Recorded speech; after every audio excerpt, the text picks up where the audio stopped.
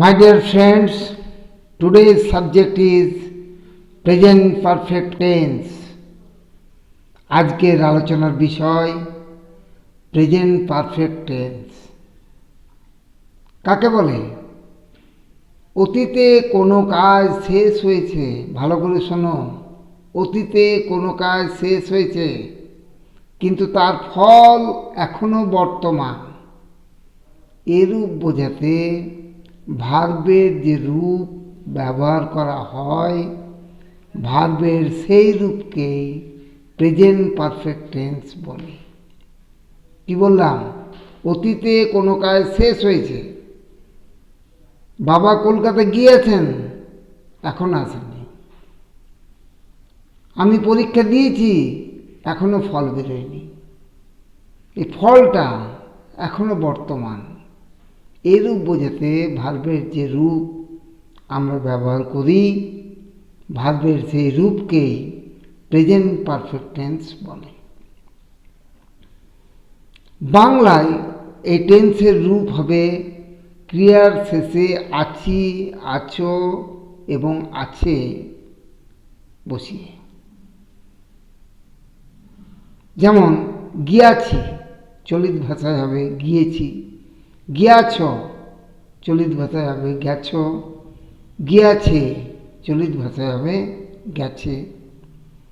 করিয়াছি, করিয়াছ, করিয়াছে, করিয়াছি, করিয়াছ, করিয়াছে চলিত ভাষায় হবে করেছি, করেছ, করেছে। তেমনি আসিয়াছি, আসিয়াছ, আসিয়াছে চলিত ভাষায় হবে এসেছি, এসেছ, এসেছে। পড়িয়াছি, পড়িয়াছ, পড়িয়াছে চলিত ভাষায় হবে পড়েছি, পড়েছ, পড়েছে। এইরকম। ইংরেজিতে প্রথমে বসবে সাবজেক্ট, তারপর হ্যাভ বা has. Third person singular number যদি সাবজেক্ট হয়, সাবজেক্ট যদি থার্ড পারসন সিঙ্গুলার নাম্বার হয়, তবে তারপরে তো হ্যাজ বসবে, এটা তোমরা জানো। তাই হ্যাভ বা হ্যাজ। বাকি সব ক্ষেত্রে হ্যাভ বসে, তাই হ্যাভ বা হ্যাজ। তারপর মূল ভার্বের পাস্ট পার্টিসিপল ফর্ম, অর্থাৎ মূল ভার্বের থার্ড ফর্ম, যেটাকে বলা হয় V3 ফর্ম। ঠিক আছে? তাহলে সাবজেক্ট, হ্যাভ বা হ্যাজ, তারপর মূল ভার্বের পাস্ট পার্টিসিপল ফর্ম বা থার্ড ফর্ম বা V3, ব্যাস। এইটাই হলো গঠন। যেমন আমি গিয়াছি, কি হবে? I have gone, I have gone, আমি গিয়াছি। Subject I. এবার হ্যাভ বা হ্যাজ, আয়ের জন্য তো হ্যাভ হয়, আয়ের পর হ্যাভ বসে, তাহলে হ্যাভ বা হ্যাজ। তারপর যাওয়া, মূল ভার্ব হচ্ছে গো, তার পাস্ট পার্টিসিপল ফর্ম গান, তাহলে V3 ফর্ম, মূল ভার্বের V3 ফর্ম। এইরকম হবে সাবজেক্ট, হ্যাভ বা হ্যাজ, তারপর V3 form of main verb. গঠনটা হবে সাবজেক্ট প্লাস হ্যাভ বা has plus V3 plus others. Others বলতে অবজেক্ট কিংবা কোনো অ্যাডভার্ব কিংবা কমপ্লিমেন্ট বা আরও যা কিছু আছে বুঝতে পারে। আরেকটি দেখো, আমি ভাত খেয়েছি, আমি ভাত খাইয়েছি বা আমি ভাত খেয়েছি। এখানে দেখো সাবজেক্ট আমি, আই, তারপর হ্যাভ বা হ্যাজ, আয়ের পর তো হ্যাভ বসে, তাই আই হ্যাভ, তারপর মূল ভার্ব খাওয়া অর্থাৎ ইট, এর থার্ড ফর্ম অর্থাৎ past participle form eaten, EATEN, eaten. তারপর ভাত, রাইস ইংরেজিতে বলে, এটি অবজেক্ট, তাহলে বাক্যটি কী হবে? বাক্যটি হবে I have eaten rice. I have eaten rice. I subject, তারপর হ্যাভ বা হ্যাজ, তারপর মূল ভার্ব ইট, তার পাস্ট পার্টিসিপল ফর্ম ইটেন, তারপর অবজেক্ট রাইস। পরিষ্কার? আরও একটি বাক্য দেখো, সে কাজটি করেছে। সে কাজটি করেছে। এই বাক্যে সাবজেক্ট হলো সে, he. He third person singular number, he এর পর তো তাই হ্যাজ বসবে, তারপর মূল ভার্ব করা, ডু, তার past participle form done, do did done, তারপর অবজেক্ট কাজটি, অর্থাৎ দি ওয়ার্ক। তাহলে বাক্যটি কী হবে? He has done the work. He has done the work. সে কাজটি করেছে। সাবজেক্ট হি,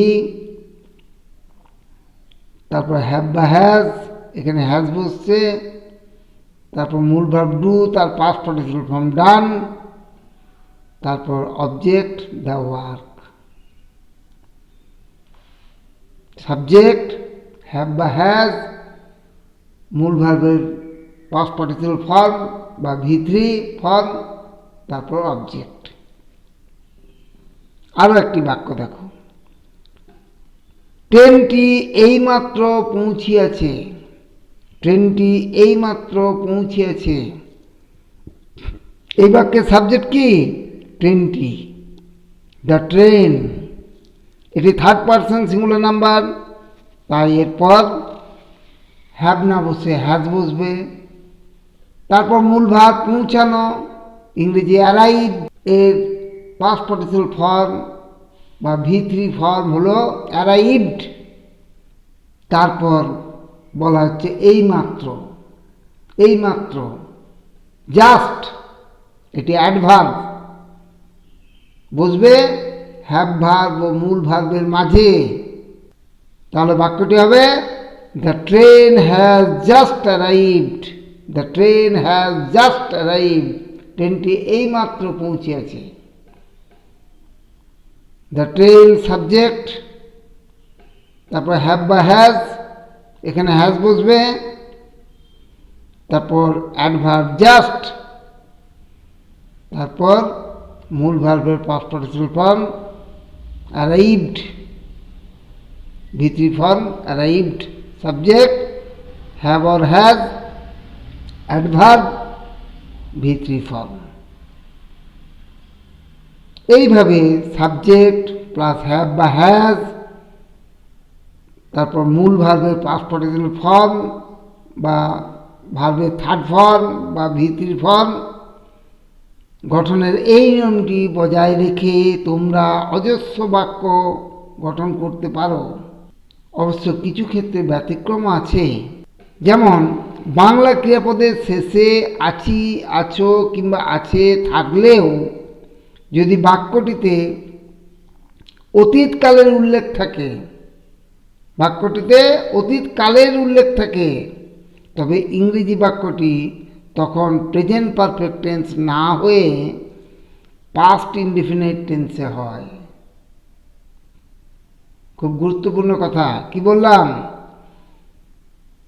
যে বাংলা ক্রিয়াপদের শেষে আছি, আছো কিংবা আছে আছে, তোমরা এটাকে প্রেজেন্ট পারফেক্ট টেন্স করবে না। বাক্যটিতে যদি অতীতকালের উল্লেখ থাকে তবে কিন্তু প্রেজেন্ট পারফেক্ট টেন্সে করা যাবে না। তখন প্রেজেন্ট পারফেক্ট টেন্সে না হয়ে এটা পাস্ট ইনডিফিনিট টেন্সে হবে। অর্থাৎ তখন গঠনটা হবে subject plus past form of main verb plus time. Subject, মূল ভার্বের পাস্ট ফর্ম এবং সময়। সাবজেক্ট প্লাস মূল ভার্বের পাস্ট ফর্ম প্লাস সময়। যেমন রবিবাবু গতকাল মারা গেছেন। রবিবাবু মারা গেছেন, রবিবাবু হ্যাজ ডায়েড। কিন্তু ওই যে গতকাল উল্লেখ করেছি, অতীতকালের উল্লেখ করেছি, রবিবাবু গতকাল মারা গেছেন, তখন কিন্তু এটা পাস্ট ইনডিফিনিট টেন্সে হবে।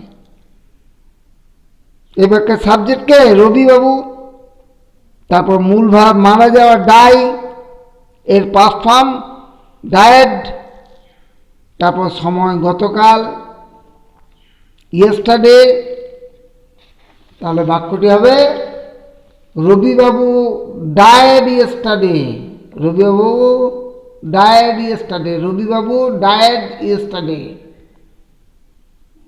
সাবজেক্ট রবিবাবু, তারপর past form of main verb, তারপর টাইম ইয়েস্টারডে। রবিবাবু মারা গেছেন, রবিবাবু হ্যাজ ডায়েড, এটা প্রেজেন্ট পারফেক্ট টেন্স, সময়ের উল্লেখ নেই। যেই সময়ের উল্লেখ করব, গতকাল মারা গেছেন, অতীতের উল্লেখ করছি, অতীতকালের উল্লেখ করছি, যেই অতীতকালের উল্লেখ করব তখনই হয়ে গেল এটা past indefinite tense. Rabibabu died yesterday. পরিষ্কার? আরও একটি বাক্য দেখো, আমি গতকাল তোমার চিঠি পেয়েছি। যদি বলতাম আমি তোমার চিঠি পেয়েছি, তাহলে সেটা হতো প্রেজেন্ট পারফেক্ট টেন্স। কিন্তু যেই বললাম আমি গতকাল তোমার চিঠি পেয়েছি, অতীতকালের উল্লেখ করলাম, অমনি সেটা প্রেজেন্ট পারফেক্ট টেন্স হবে না, সেটা হবে পাস্ট ইনডিফিনিট টেন্স। আমি গতকাল তোমার চিঠি পেয়েছি, এই বাক্যটি বন্ধু বান্ধব বা আত্মীয় স্বজনকে চিঠি লেখার ক্ষেত্রে অনেকেই ব্যবহার করে থাকেন, এবং ইংরেজিতে তা লিখতে গিয়ে বেশ কিছু ছেলে বাক্যটি পাস্ট ইনডিফিনিট টেন্সে না লিখে প্রেজেন্ট পারফেক্ট টেন্সে লিখে ফেলে, যা আদৌ ঠিক নয়। বাক্যটি পাস্ট ইনডিফিনিট টেন্সেই হবে, প্রেজেন্ট পারফেক্ট টেন্সে নয়। ইংরেজি বাক্যটি লিখলে হবে কি, I received your letter yesterday. I received your letter yesterday. I subject, received মূল ভার্বের past form, object your letter, yesterday সময়। I received your letter yesterday. এই বাক্যে আই সাবজেক্ট, মূল ভার্ব রিসিভ এর পাস্ট ফর্ম, তারপর অবজেক্ট ইয়োর লেটার, তারপর time yesterday. যদি কেউ এইভাবে না লিখে লেখে I have received your letter, তাহলে তা হবে সম্পূর্ণ ভুল। তোমরা ব্যাপারটি অত্যন্ত গুরুত্বের সঙ্গে মনে রাখবে। আবার অনেক সময় অতীতে কোনো কাজ শুরু হয়ে, অতীতে কোনো কাজ শুরু হয়ে এখনও শেষ হয়নি বোঝাতেও প্রেজেন্ট পারফেক্ট টেন্স ব্যবহার করা হয়। কি বললাম? অতীতে কোনো কাজ শুরু হয়ে এখনও শেষ হয়নি, এরকম বোঝাতেও প্রেজেন্ট পারফেক্ট টেন্স ব্যবহার করা হয়। অতীতে কাজটা শুরু হয়েছে কিন্তু এখনও শেষ হয়নি, কাজটা রেস এখনও থেকে গেছে, এরকম বোঝাতেও আমরা প্রেজেন্ট পারফেক্ট টেন্সের ব্যবহার করে থাকি। যেমন আমি বৈশালী পার্কে গত 2 বছর আছি। বাক্যটিতে দেখো আমার থাকাটা শুরু হয়েছে 2 বছর আগে, থাকাটা শুরু হয়েছে 2 বছর আগে এবং এখনও আমি সেখানেই আছি, এরকম বোঝাতে আমরা প্রেজেন্ট পারফেক্ট টেন্স ব্যবহার করে থাকি। তখন ইংরেজিতে বাক্যটি হবে I have been at Vaishali Park for the last 2 years. I have been at Vaishali Park for the last 2 years.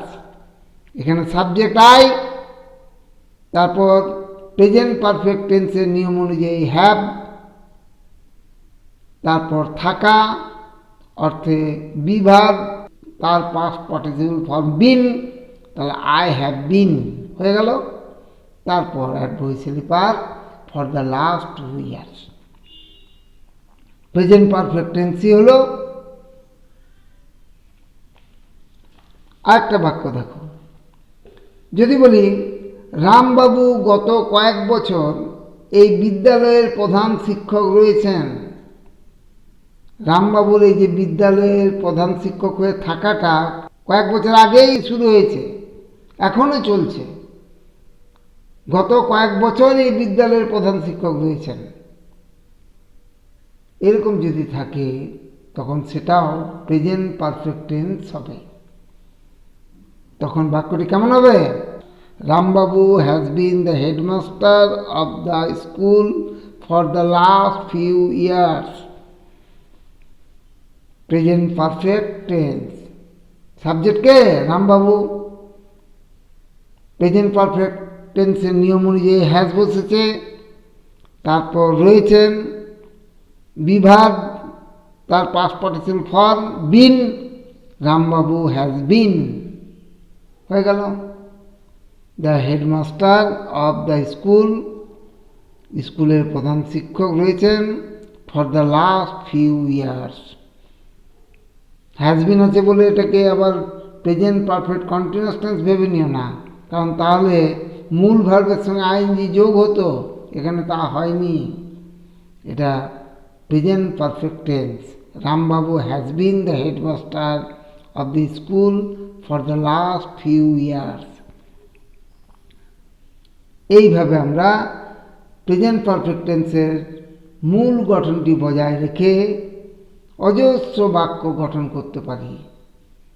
শুধু মনে রাখবে তোমরা, প্রেজেন্ট পারফেক্ট টেন্সে বাংলাটা ওই আছি, আছো, আছে ক্রিয়ার সঙ্গে যোগ হচ্ছে, আর ইংরেজিটা গঠনটা হবে subject plus have or has plus মূল ভার্বের পাস্ট পার্টিসিপল ফর্ম বা ভার্বের থার্ড ফর্ম বা V3 ফর্ম। আর কখন ওই বললাম 3টা পয়েন্ট উল্লেখ করলাম। একটা বলেছি কি মনে আছে? বলেছে অতীতকালে কোনো কাজ শুরু হয়ে এখনও শেষ হয়নি, বোঝাতে প্রেজেন্ট পারফেক্ট টেন্স ব্যবহার করা হয়।